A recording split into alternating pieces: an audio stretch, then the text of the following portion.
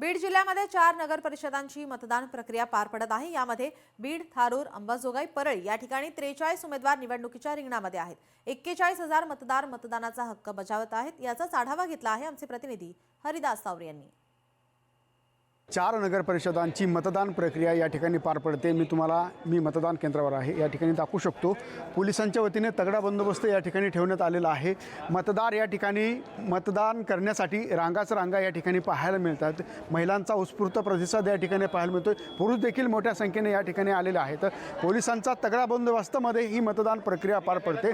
मात्र आज मतदान होत आहे आणि उद्या याचाच गुलाल उधळला जाणार आहे। मतदार जो आहे तो कशा पद्धतीने या ठिकाणी उमेदवाराला कौल देतो। बीड जिल्ह्यामध्ये एकूण 43 उमेदवार या निवडणुकीच्या रिंगणात उतरले आहेत, तर 41,000 मतदार या ठिकाणी मतदानाचा हक्क बजावणार आहेत।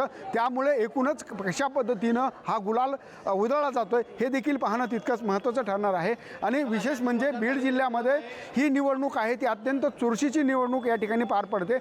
मुख्यमंत्र्यांनी सभा घेतली, त्याचबरोबर उपमुख्यमंत्र्यांनी देखील या ठिकाणी बीडमध्ये सभा घेतली।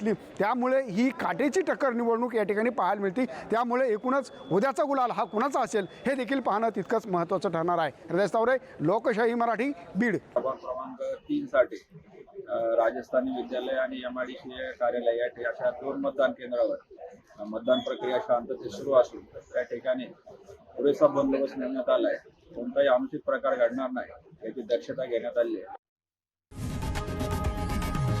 लोकशाही मराठी, ऐका, पहा, जागरूक रहा।